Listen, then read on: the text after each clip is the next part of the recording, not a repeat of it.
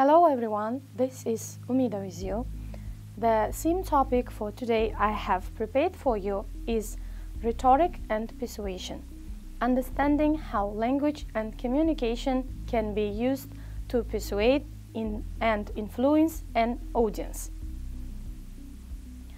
As we know, rhetoric as an art of persuasive communication has been central to human discourse for millennia. From ancient Greece to modern-day political speeches, the ability to influence and persuade others has been vital in shaping societies.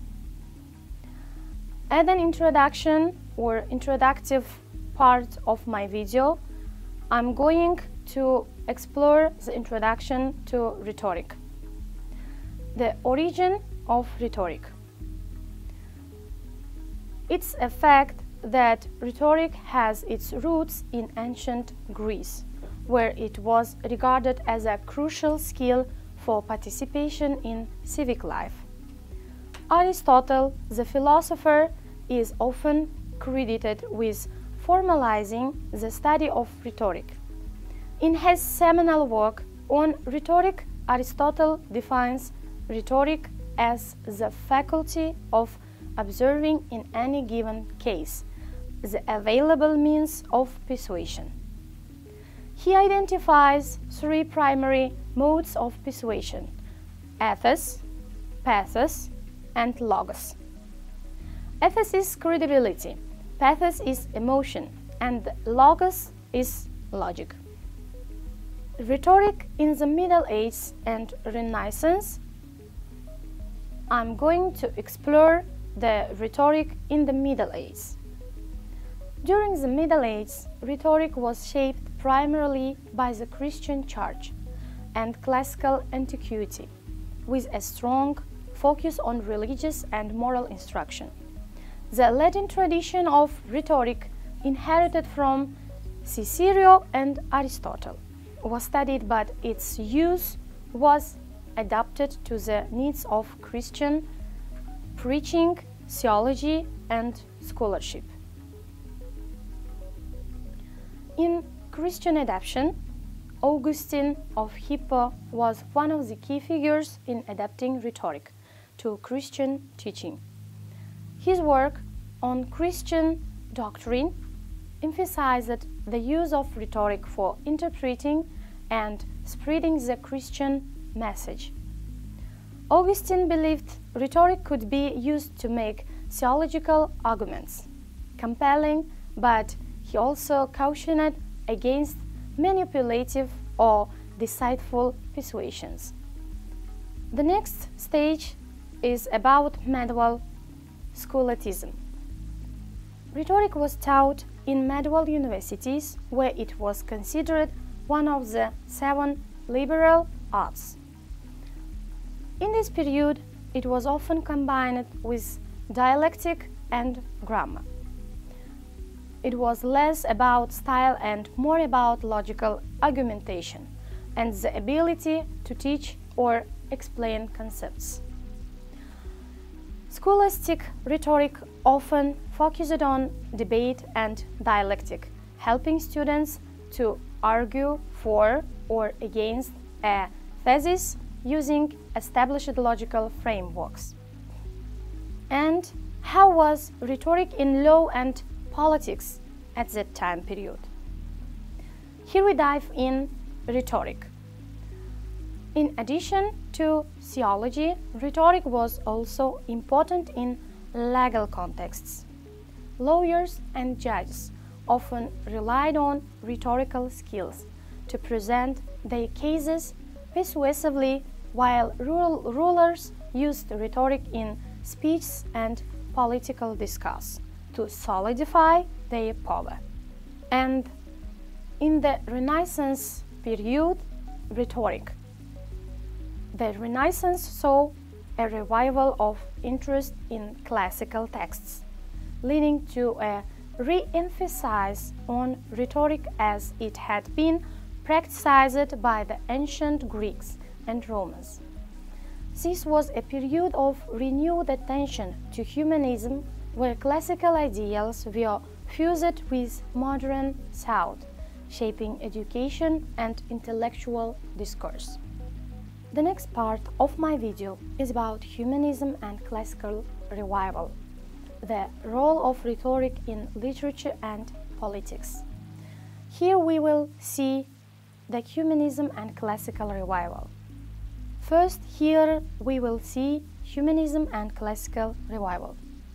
Renaissance thinkers like Petrarch, Erasmus, and Guarino da Verona rediscovered classical rhetoric, drawing heavily on Aristotle, Cicero, and Quintilian. Humanist scholars sought to revive the study of rhetoric as an essential tool for cultivating moral and intellectual virtues. Here the speech is about the role of rhetoric in literature and politics. In this process, rhetoric became an essential skill for political leaders, as it was used not only in courtly settings but also in the broader political sphere. Niccolò Machiavelli, for example, employed rhetoric in his writings on politics and statecraft, including The Prince, where persuasion and manipulation of public perception were key elements. In this research, we can find some data about rhetoric in the arts also.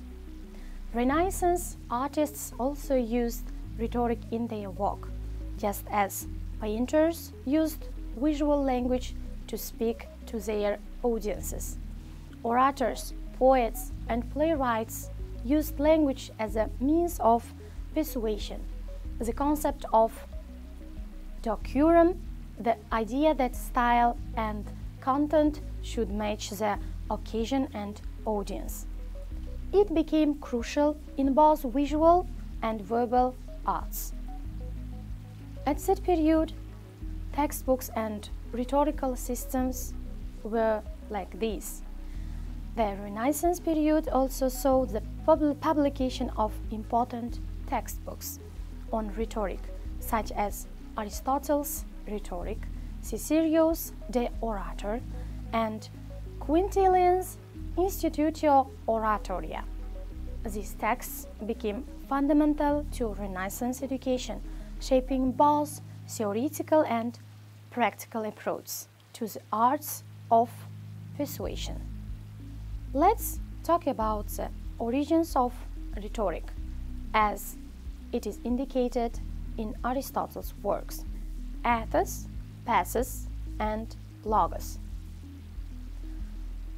The appeal to the speaker's or writer's character and credibility is ethos, and an audience is more likely to be persuaded by someone they trust or respect. And in pathos, it's about the emotional appeal. Persuasion is often most effective when it evokes strong emotional responses such as fear, hope, or sympathy. When the speech is about logos, you may face to the appeal to logic and reason. In logos, arguments based on the evidence, statistics, and facts are essential in persuading an audience through rational thoughts. These three elements, ethos, pathos, and logos, form the cornerstone of persuasive communication and are still employed in contemporary rhetoric. For building ethos, a speaker can build ethos by demonstrating their expertise on the topic, being sincere, showing respect for the audience, and maintaining a moral stance that aligns with the audience's values. Here, you can observe some key elements: good sense, goodwill, moral character. When it's about good sense, the speaker must appear knowledgeable or skilled in the subject matter. When the speech is about goodwill, the speaker must show a genuine concern for the audience's well-being, not just their own interests. And the following is moral character. In it, the speaker must come across as virtuous and ethical, someone whose values the audience can trust. As an example, I can give some instances. A doctor speaking about a medical condition builds assets by demonstrating their expertise and experience in the field. Or a politician who shows empathy and understanding for the struggles of their constituents builds assets by conveying goodwill. Let's talk about passes, which means emotional appeal. For building passes, a speaker appeals to passes by stirring the emotion of the audience through vivid language, storytelling, imagery, and tone. By aligning the message with the audience's emotional state or desire, the speaker can motivate them to act or change their beliefs. Here you can have some key elements in passes. Aristotle defined several emotions that are important for persuasion, such as anger, fear, and pity, love, honor, and shame. When we talk about anger, fear, and pity, you can observe that these can be used to either arouse or elevate strong emotions in the audience. For example, a speaker may appeal to anger at an injustice or use fear to highlight the dangers of inaction. Love, honor, and shame. We can investigate it as positive emotions like these can be used to inspire action or encourage moral behavior. As an example, I can give you these utterances. A charity advertisement showing the suffering of children to evoke pity and encourage donations. Or a politician delivering a passionate speech to inspire national pride and unity, drawing on the audience's sense of love for their country. When the speech about logos, it's the fact that you can have logical appeal. Logos refers to the logical aspect of persuasion, where the speaker uses reasoning, evidence, and argument to support their claims. Aristotle saw logos as central to persuading an intelligent audience, as it involves appealing to reason and presenting rational arguments that are coherent and compelling. The next stage about building logos. For this, a speaker can build logos by presenting clear, logical arguments supported by evidence such as facts, statistics, example, or expert testimony. The argument should be structured in a way that is easy to follow or grounded in sound reasoning. Here you can have some key elements for logos. The first one is syllogism, a form of reasoning where a conclusion is drawn from two premises. For example, all men are mortal. Socrates is a man. Therefore, Socrates is mortal. The second is antinomy, a more concise form of syllogism, where one of the premises is often implied rather than stated explicitly. For instance, Socrates is mortal because he's a man, with the assumption that all men are mortal. And the third one is data and evidence. The use of empirical evidence or logical reasoning to back up claims strengthens logos. As an example, I can say that a scientist presenting data and research findings to support a new theory. Or the next one is about a lawyer presenting evidence in court to logically prove the guilt or innocence of a defendant. The following stage of my video material, or in other words, the following process is about interplay between ethos, pathos, and logos. While Aristotle described these three models of persuasion as instinct, they often work together in practice. A skilled speaker blends ethos, pathos, and logos to create a balanced and persuasive arguments. When ethos plus logos, I mean when ethos comes with logos, a credible speaker presenting well-reasoned arguments is more likely to persuade the audience.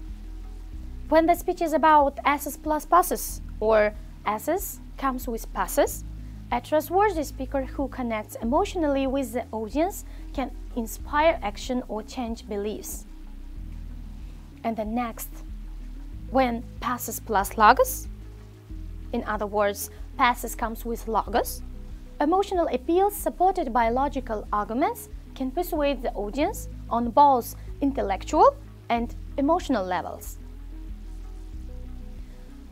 Here we can have some key rhetorical techniques. Throughout history, rhetoricians have developed a variety of techniques to enhance the effectiveness of their arguments. These techniques are designed to appeal to different aspects of human cognition, including logic, emotion, and credibility. Some of the most important theoretical devices include anaphora, as the repetition of a word or phrase at the beginning of successive clauses. This technique creates emphasis and can evoke an emotional response. As an example, Martin Luther King says, "I have a dream," speech where he repeatedly uses the phrase, "I have a dream," to build momentum and inspire hope. The next is rhetorical questions. In it, you can find that these questions don't require an answer, but are posed to make the audience think more deeply about an issue. As an instance, I can list. How long must we wait for justice? This question encourages the audience to reflect on the urgency of a social issue. When the speech is about hyperbole, you can observe that exaggeration for effect.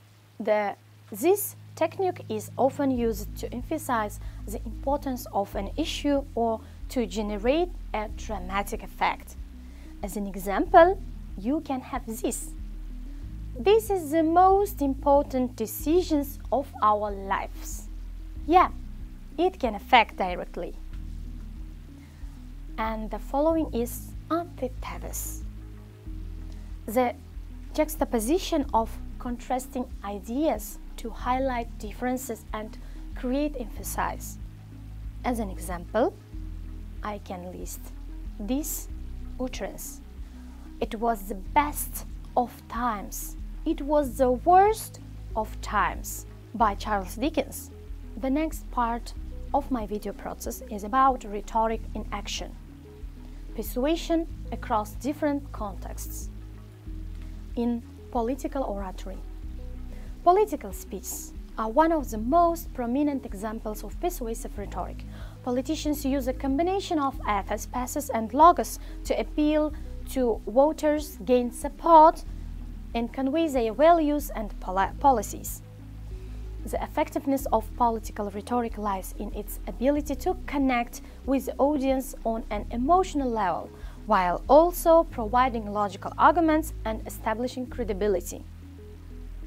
As an example, in his Gettysburg Address, Abraham Lincoln uses emotional appeal as passes to unify the nation during the Civil War, while also employing logical arguments about liberty and equality. As an example, you can have Barack Obama's speeches often emphasize hope and change, using powerful metaphors and anaphora to galvanize his audience. As rhetoric in action, we can observe some data about advertising and marketing. Advertising is another domain where persuasion plays a central role. Advertisers use rhetorical techniques to create appealing messages that motivate consumers to purchase products or services. The use of S's, trustworthiness, the passes, emotional appeal, and logos, where it's about logical reasoning, is common in advertisements. As an example, I can list Coca-Cola's advertisements often appeal to emotions using images of people sharing a Coke to evoke feelings of joy, friendship, and togetherness. This emotional appeal can drive consumer behavior more effectively than purely logical appeals. And in the next example, as Apple's advertisements focus on S's by promoting their brand as innovative and trustworthy. Their sleek product designs and messages emphasize quality and design, making consumers feel they are buying into a premium, forward-thinking brand. As a rhetoric in action, I can number social media. In the digital age, social media platforms have become powerful tools for persuasion. Influencers, marketers, and individuals alike use rhetorical strategies to persuade their followers to adopt their certain behaviors, products, or beliefs. As an example, influencers use ethics by establishing credibility and relatability with their followers, often promoting products or lifestyles that resonate emotionally with their audience. In the next example about political movements on social media often employ passes by using emotionally charged images or slogans to rally supporters and create a sense of urgency around the issue. In the process of ethical considerations in persuasion. While rhetoric can be a powerful tool for influencing others, it's important to consider the ethical implications of persuasion. Manipulative tactics such as deception or exploitation of vulnerable emotions can lead to negative outcomes, including the spread of misinformation or the exploitation of consumers' desires. Ethical persuasion should aim to respect the autonomy of the audience, offering the information and arguments that allow them to make informed decisions without coercion. The line between persuasion and manipulation is often thin, and it is essential to be mindful of how rhetoric is used in different contexts. In conclusion, I can say that, to summing up, rhetorical and persuasion are powerful forces that shape the world around us. By understanding the principles of S's, passes, and logos, we can better understand how language and communication can be used to influence our thoughts, beliefs, and behaviors. Whether we are crafting a speech, writing an essay, or simply engaging in everyday conversation, we are always using rhetoric to persuade others. By becoming more aware of these strategies, we can become more effective communicators, better equipped to navigate the persuasive messages we encounter and use them responsibly in our communication. Thanks for your attention, and I hope this speech has sparked a greater interest in the art of persuasion or rhetoric. It's a skill that can enhance not only our professional lives, but also our ability to connect with and understand the people around us. In the end, I won't say goodbye. I say see ya instead, yet we are just beginning. See ya.